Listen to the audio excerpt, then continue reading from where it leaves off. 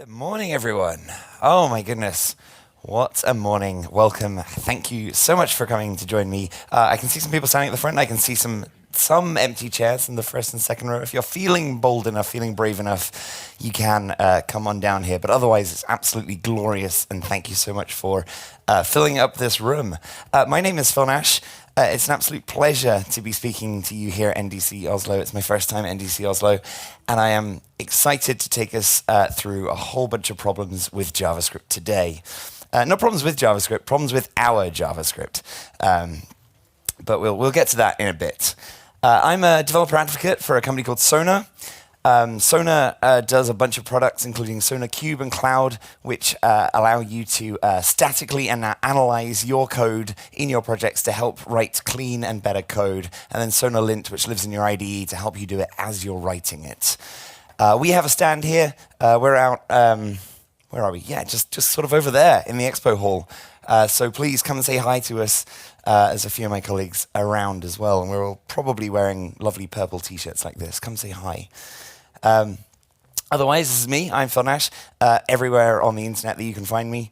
So if you ever have questions or just want to ask me anything, find me on Twitter, Mastodon, LinkedIn, anything you want to.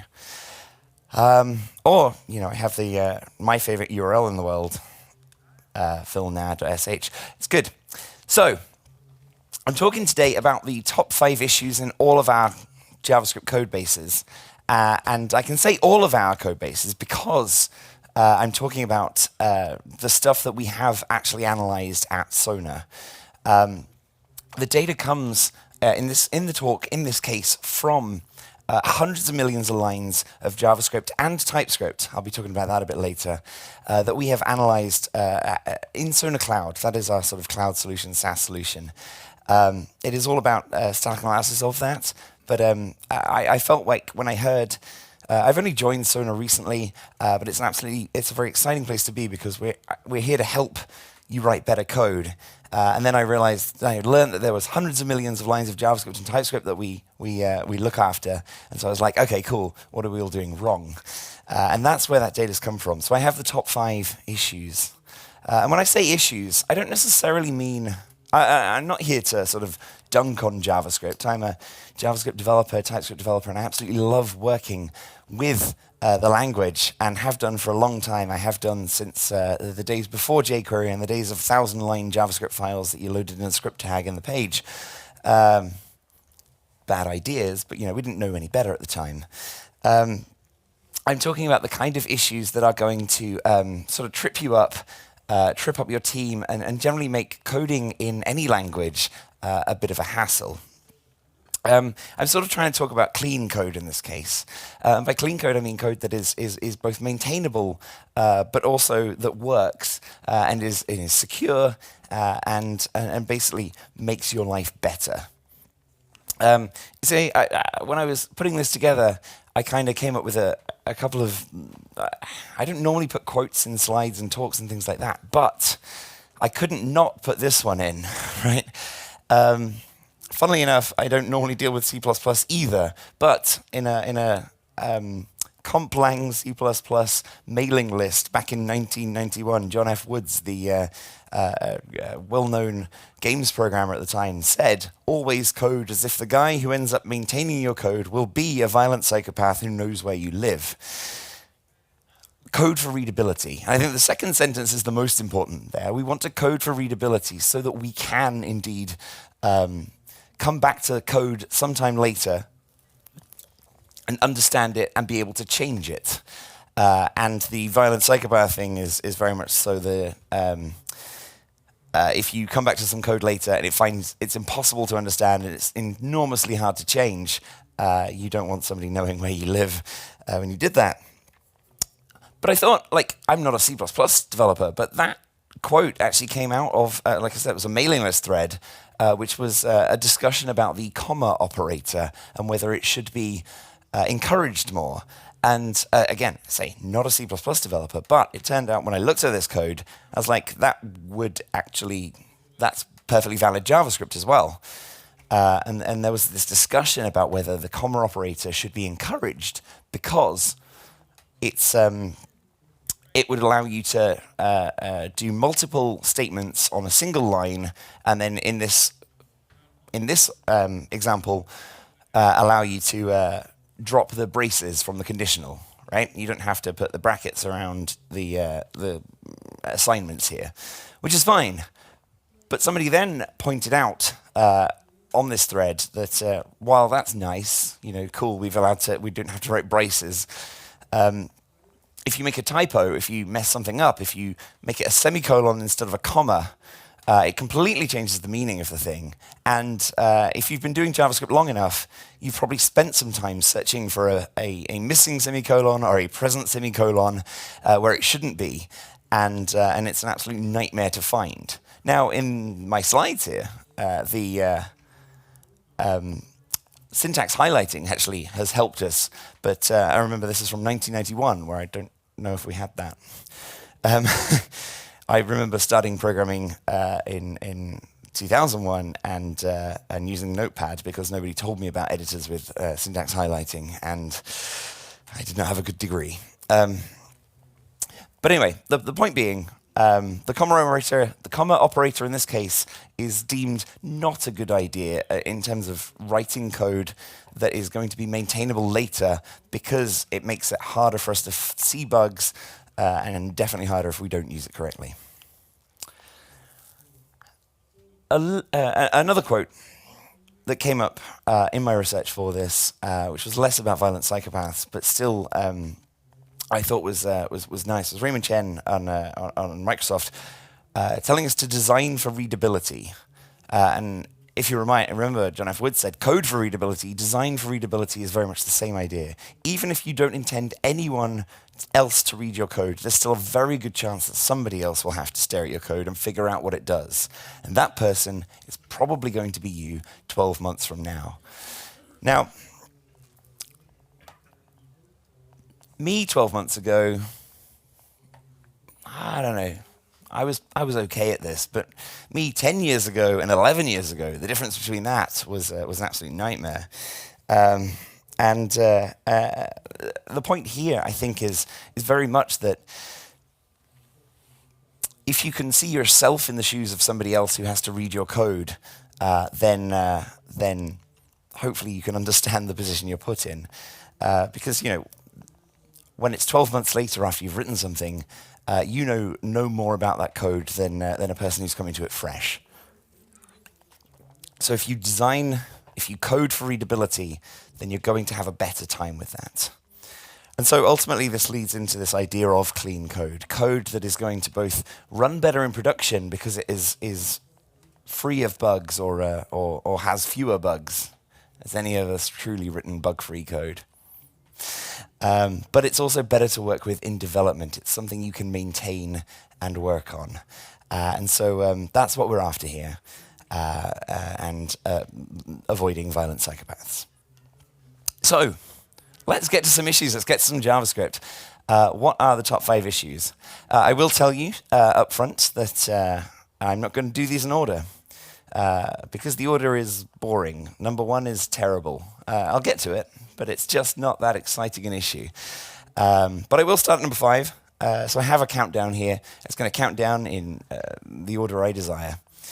So number 5 issue, top thing that we could be doing better in JavaScript is, I added confetti because I thought it would be more exciting that way. The conference wouldn't allow me to have real actual confetti cannons, something about maintenance and cleanup costs, but I can do that again. Unused assignments should be removed. Unused assignments should be removed.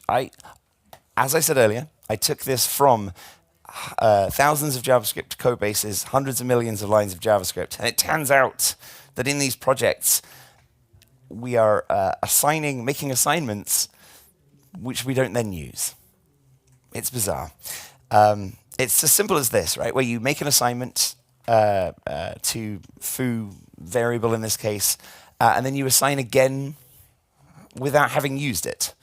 This is prevalent, I'm told.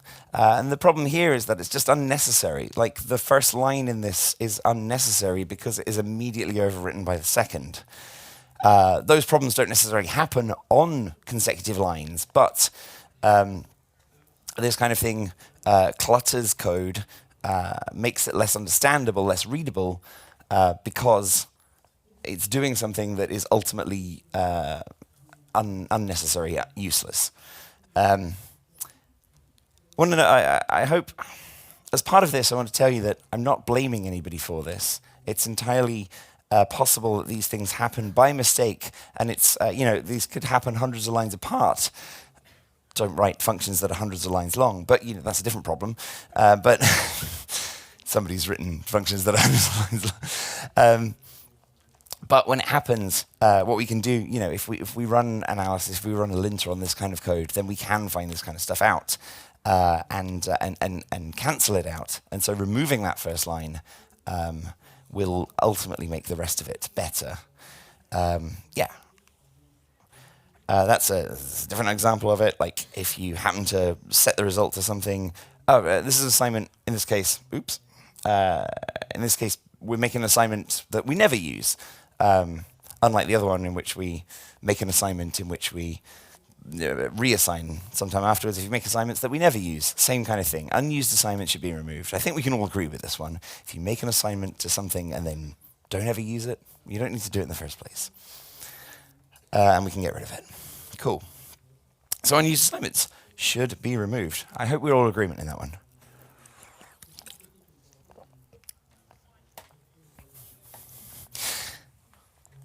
Up in number 4 for JavaScript is triple equals, and the double not equals should be used instead of double equals and not equal to. Who's a fan of double equals? One person. Why? Agent of chaos sat in the middle of the room there. This is why we don't use double equals. This is actually a website that somebody put together that shows us the difference between triple equals and double equals. And so on the axes there are just various things. Up at the top, where are we? Top. What are you looking at? Top left. Is true and true, right? And true is equal in double equals world. But of course, so is true and 1, true and the string 1, and true and an array containing the number 1. And it goes on from there, right? The important thing is, like, we shouldn't ever have to know this or keep this in our heads when comparing things. And if you go to triple equal, that's what it looks like, right? True is the same as true, false is the same as false. The string false is the same as the string false. Minus infinity is the same as minus infinity. Nan is never equal to anything. The moral of the story is always use triple equals because it is simpler to understand. But it turns out that it's the number 4 top issue in JavaScript codebases using double equals or not equal to, which is the same. So, stop it. If you're using them, stop it. He looks really happy about it. Cool. Weirdly enough, one of the biggest problems we have in our code bases is that we're leaving in code that doesn't do anything. And by doesn't do anything, I don't mean those unused assignments. That was already dealt with. I mean code that is commented out. I can see how this happens, right? You're changing something, you're building something, there was something you were trying, or there was a way that something worked beforehand that you needed to change, refactor, update, and you just comment that out, and you write the new code. And you kind of think to yourself, this is a great idea. If somebody comes back, they'll see the past, the history of this code base, and they'll know where we've gone from here. We've got commented out code just to lead that little breadcrumb trail along the way. But it's a bad idea. At a very kind of surface level, commenting out code and leaving it in a code base is just, again, cluttering your files. It is cluttering the JavaScript that you're writing, or TypeScript, or whatever you are. it's clutter because, and I know I do this, if I ever come across a file with commented out code in it, and I'm trying to understand what the file does, I will be reading the code that is not commented out and try and work out what that does so I can change it. And then I'll spend time reading the code that's commented out to work out what that does, which doesn't make any difference because it's not doing anything because it's commented out. And so, but that's confusing me. It's adding extra cognitive overhead to the process I'm going through and trying to work on this. Beyond that, like we have no need to ship comments to production. Sections of code don't need to be commented, and they're never gonna be run. They're under comments. So this is sort of a call to all of us to sort of remember that we have source control. If you have got to change something, you don't need to leave the old code to remind somebody what it used to do. We have that stored in Git or in whatever source control you use. It's always there. You can always go check it back. You can always go check the history if it's absolutely important to find out what it used to do. But it's probably not that important, and it definitely doesn't need to be in the file whilst you change it now. So don't comment code out. Yeah, I didn't actually have an example for this. It's just the idea of commenting stuff doesn't help. It clutters. It's going to make it harder to parse a file, at least as you try to read something and maintain something. So we go for a TypeScript break. I know the title was about JavaScript, but who's a TypeScript fan in the crowd? Quite a lot of people, of course. Excellent. Well, half actually. Cool. So as I was looking up this data, I was like, okay, I've got the JavaScript stuff. Is the TypeScript stuff the same?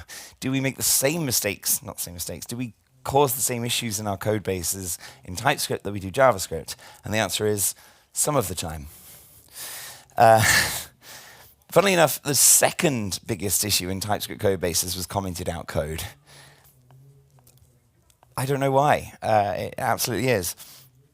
A bigger issue than JavaScript, although actually in pure numbers of issues, this was lower. TypeScript did have lower numbers of issues than JavaScript did across the projects. So interesting there.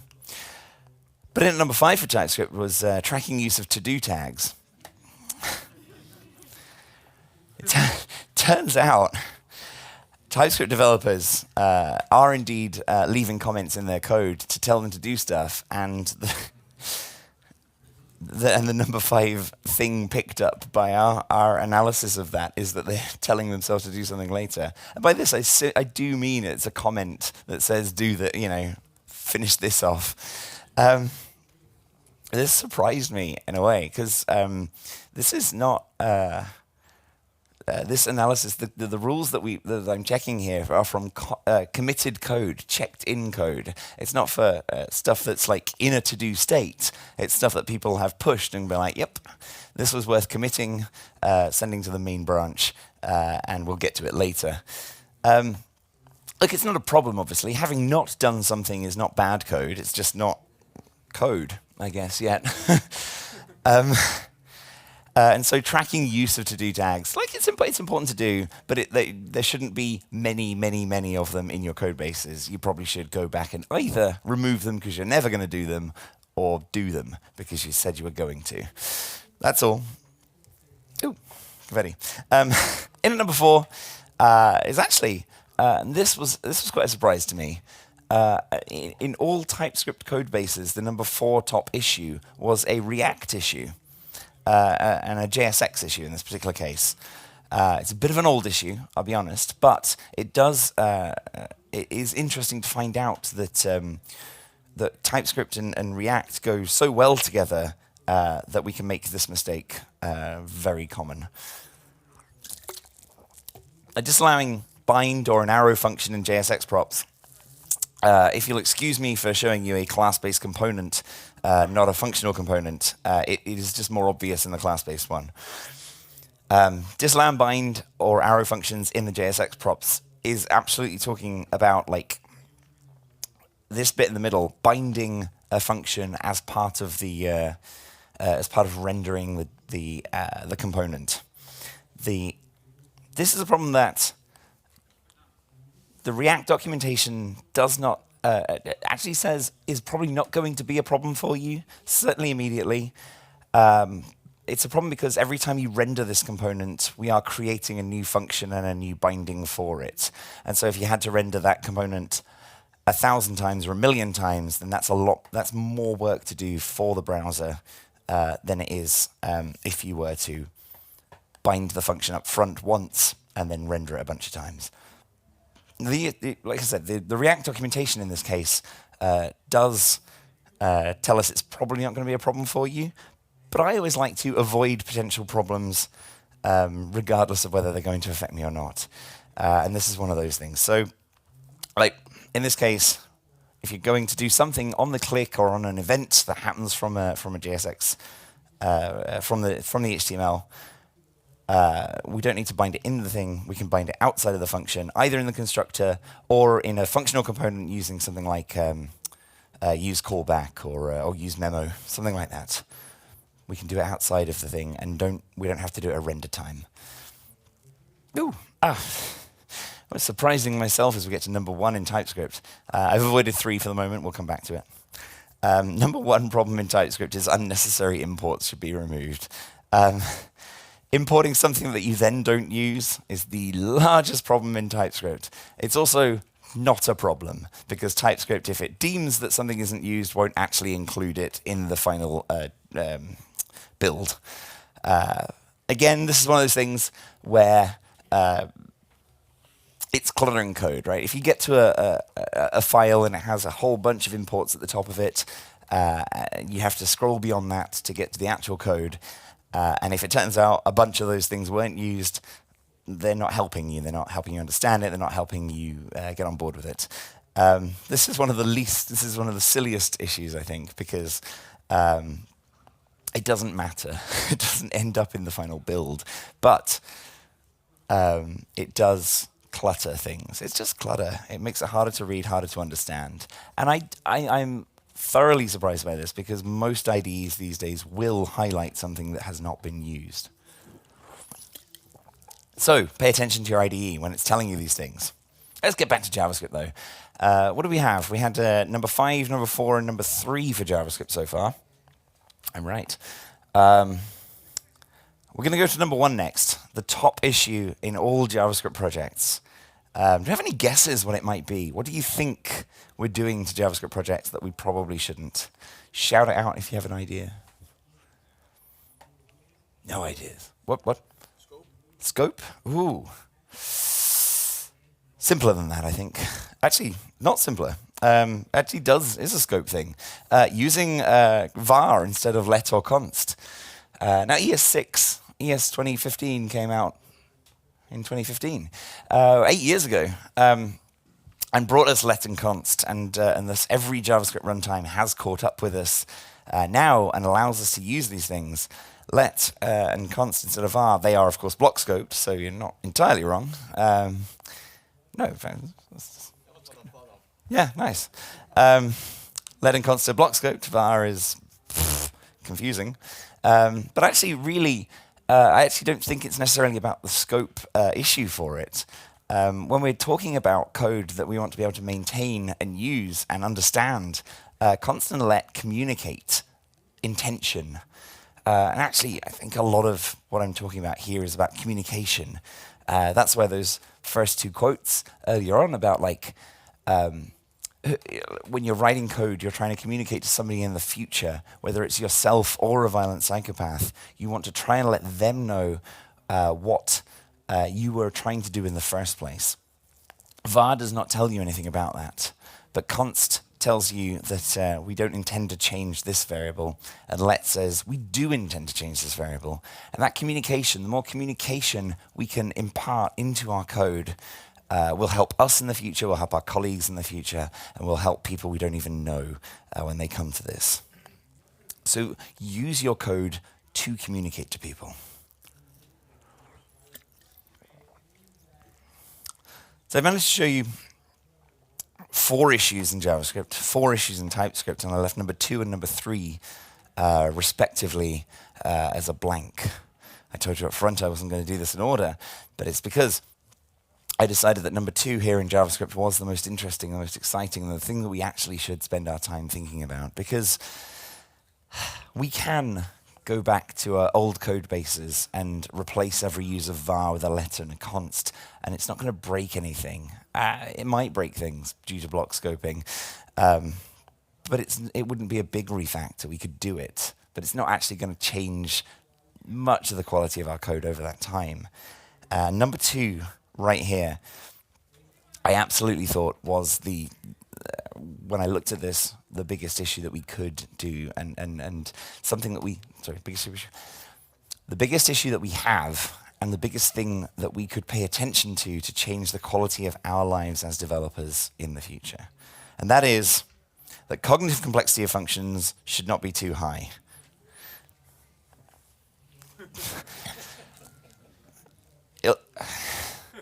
They'll finish in a minute. Come on. There we go. Cognitive complexity of functions should not be too high. What do I mean by this? Has anybody heard of the term cognitive complexity before in terms of programming? A few people, cool. Turns out, more confetti. Cognitive complexity. Not that many people heard of it. Have you heard of the term cyclomatic complexity? Anybody there? More people? About the same number of people. Okay, cool. Cyclomatic complexity is a measure of code complexity that's been around for quite a long time these days. Cyclomatic complexity gives your code a score, gives functions, classes, and entire files a score based on how many different paths there are through a piece of code.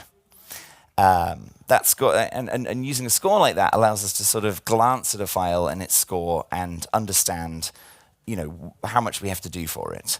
It's measured by, it's measured in this line of code. This is a function with an example of summing the number prime numbers that are below a certain number.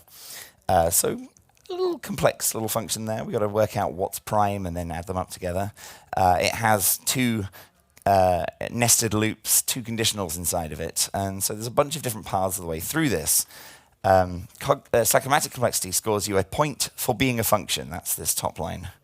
I don't know how we get away with not writing functions, but it scores you a point for that. It then scores you a point for each time we do some sort of branching activity. In this case, a for loop, another for loop, a conditional, and then another conditional. And so in cyclomatic complexity, this piece of code, which does a relatively straightforward thing, but with a bunch of loops and things, scores 5. Cyclomatic complexity is useful, as I said, for knowing the number of paths through a piece of code, and it's great for knowing how many tests you have to write to cover the thing entirely. But in this 2 loops, 2 conditionals thing, you'd be like, yeah, it's a little bit complex. Funnily enough, the same score is given to a function that looks like this, with a switch and 4 cases, because you score 1 for having a function, and then 1 for each case in the switch, aside from the default.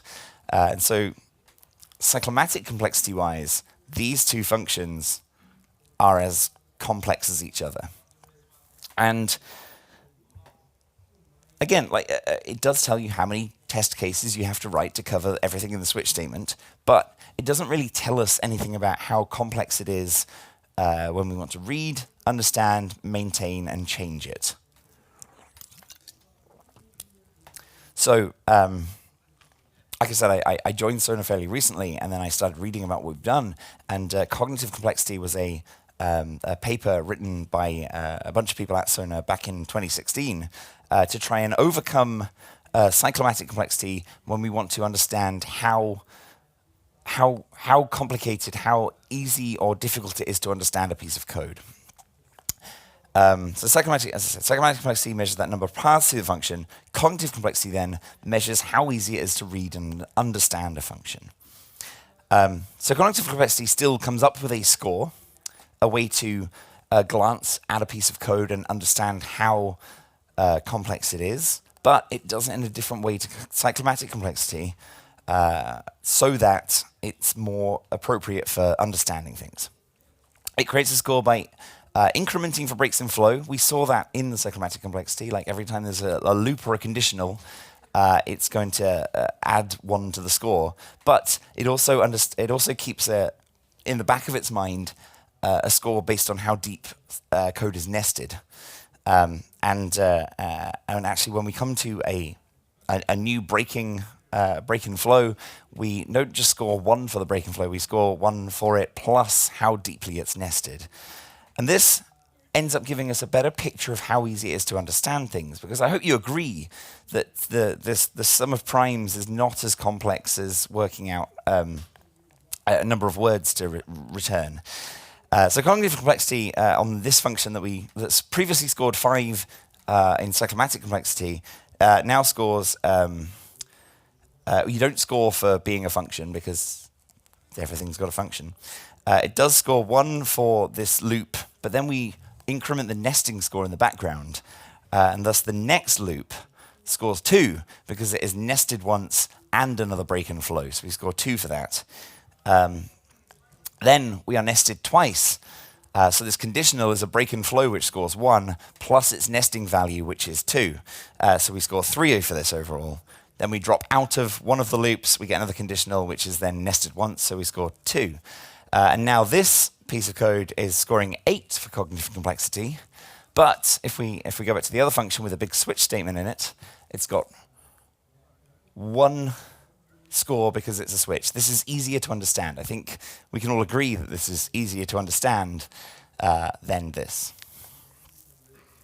I didn't actually describe this. This is a get words. You pass a number in, and it's going to tell you 1, a couple, a few, many, or lots based on how big that number is.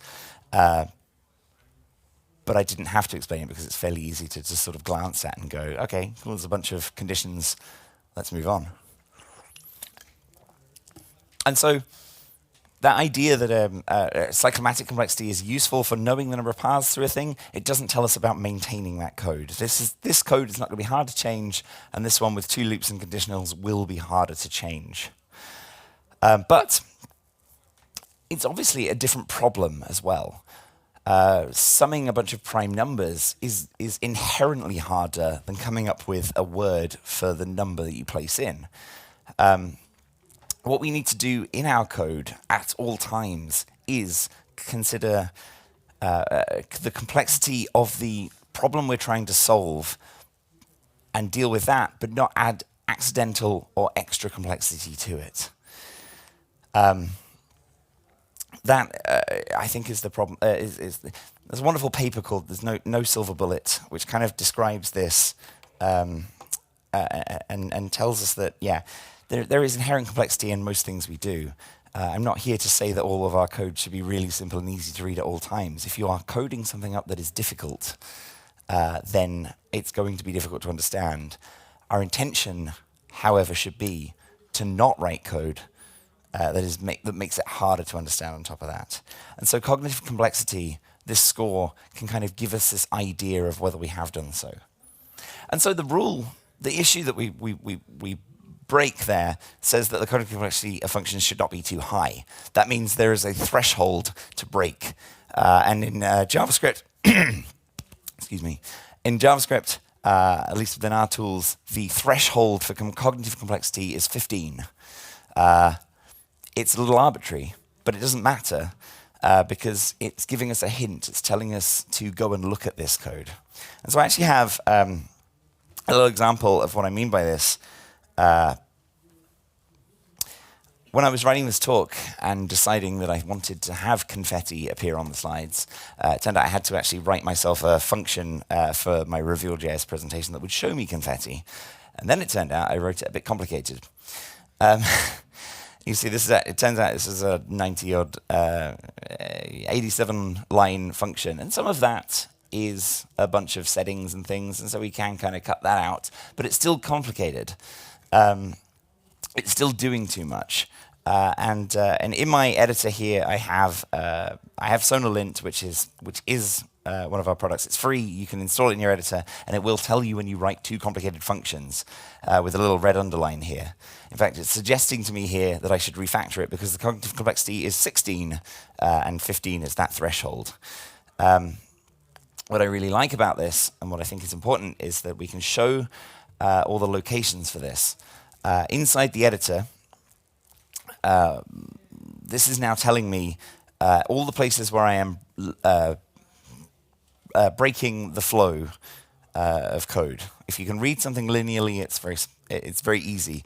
In this particular case, I have a conditional on line 4. I have a big old ternary here on line 6, another ternary on line 9, another conditional, an else if, inside the if, a further ternary. So this is scoring, I think, 3, because it is a double nested ternary. And then down here, there's a couple more conditionals. The threshold doesn't really matter. The fact that this has scored 16 doesn't really matter but it is a good measure to say, hey, we should probably take a look at this code. It is quite hard to understand. There's no need to have 3 different ternaries. There is some need to have a bunch of other conditionals, but it's not that easy to understand. And if we were to go ahead and try and refactor this, we might, for example, start, let's look at this particle count tells us how many pieces of confetti we should throw into the air for a slide. And it grabs it from data in the DOM, in the HTML, a data attribute called confetti particle count. And if it exists, we parse it as an integer. And if it doesn't exist, we use a default value of 200 pieces of confetti. This is why I'm not allowed to throw real confetti, because 200 is actually quite a lot.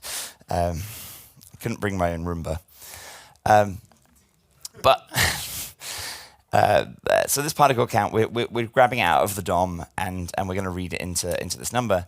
And it is much easier to say, data attribute, it's an integer data attribute or default. Copilot's going to help me out here. If we write a function that just says, that takes this and actually just returns it, we don't have to drop the ternary. There's nothing actually inherently wrong with this ternary. But if the particle count there is just using integer data attribute or default with current slide, confetti particle count and 200, this now becomes a lot easier to understand. Like, our code is now, I don't want to say self-documenting. That's a phrase and a term that's been used too many times to try and claim that our code is so smart, you'll definitely know it by reading it once only, and straight through. But it is 100% more understandable to see a function that says we're getting an integer data attribute or a default than it is to try and parse a ternary in our heads. And so what's interesting, not current slide, obviously, that's L. Woo, it's all on one line now. And that's attribute. Because this is a bit more generic now, which we can reuse, and we return the default, and now the function works. But what you actually see is I've extracted one function, I've got one ternary out of the main function code of this thing, and now my cognitive complexity thing is not complaining anymore. There's no longer a red underline there. But it's actually still pretty complicated. We haven't fixed many things. And this is why I think that threshold, that idea that the number 15 is too hard for us, is quite interesting, because it's brought attention to this function as something that is a bit harder to understand.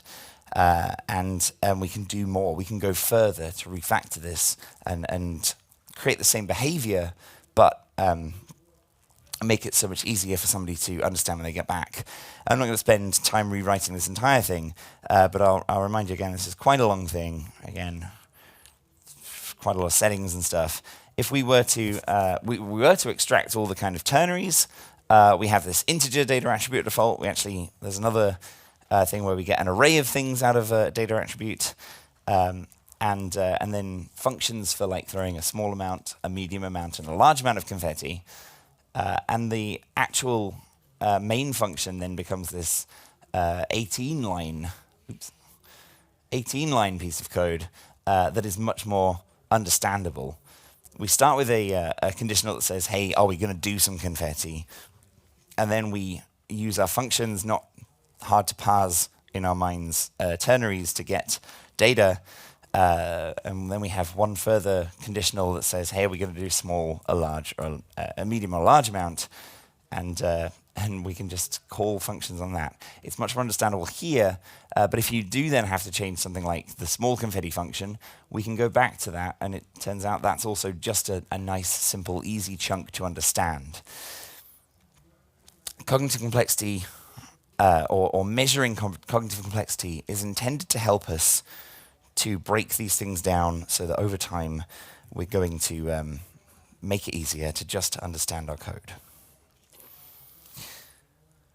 How far you go with that is up to you. You can just bring it back to the threshold, but for long-term health of a code base, when you find something that's got too complex, breaking it down, refactoring it, and making it less complex is going to make your life better in the long run.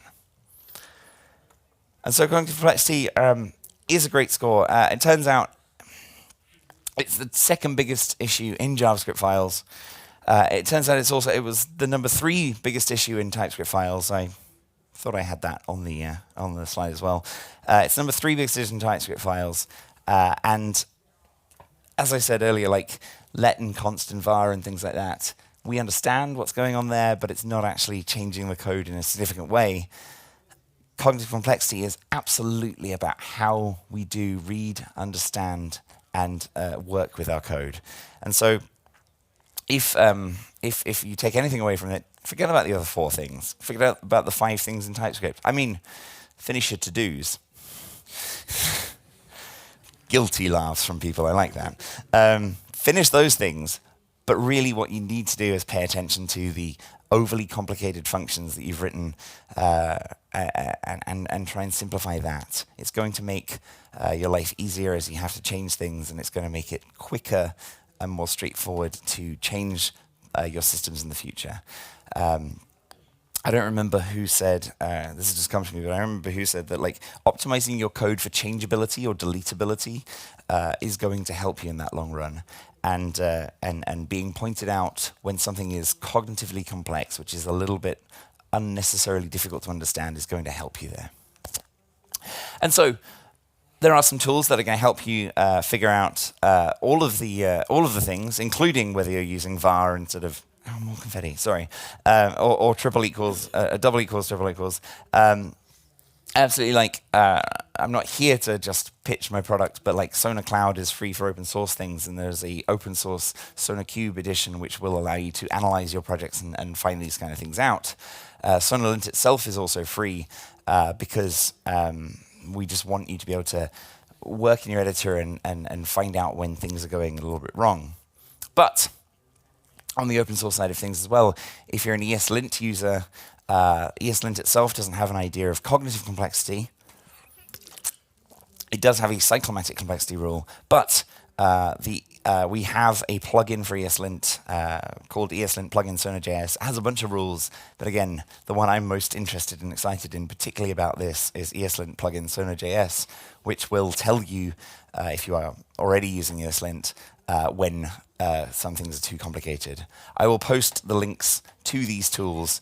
I'll post them on Twitter. I'll post them in the Slack room for NDC if you're there as well, along with the slides. And then I have some other links. I learned about cognitive complexity when I joined Sonar because we'd published a paper on it, and I don't ever read computer science papers. I probably should do more. But I've read that one several times now because I thought it was so good. We're also working on improving it, particularly for JavaScript, with more modern JavaScript recently. So I will share the link to the paper on cognitive complexity. It's very readable and very understandable. This is the code is read much more often than it's written, so plan accordingly is where I got one of the quotes from the earlier thing. And it's just a really nice read to remind ourselves that we are indeed coding for ourselves and our colleagues and not necessarily just a machine that's going to read it. And at the bottom there, I wrote a confetti plugin for Reveal.js for this presentation so I could have as much confetti as I wanted to, but I also published that as well. So if you ever want to make presentations and have confetti, I'm sharing the link to the source code for that as well. It's actually still in the unrefactored version right now, but it works. I just don't plan to change it. So ultimately, what we're attempting to achieve, I think, as we are developers and as we work on our applications and as we build products and things, is clean code. If you can continue to keep working on your code and making it better over time, not just changing it and adding things, but making the entire thing better, we clean as you code and make things better. Cognitive complexity is a great little measure to show you when it's time to refactor something, when it's time to revisit something. So I encourage you to refactor those things as you find that. I encourage you to code for readability. It's not just for your colleagues, it's for yourself as well in 6 or 12 months' time. And yeah, code for your future self. You're going to make yourself a lot happier that way. And we can overall reduce all these issues that I managed to extract out of the data. So that's all I've got for you today. Again, my name's Nash. I'm a developer advocate for Sonar. I'm also a pretty much advocate for writing less complicated functions. So come talk to me about that whenever you can.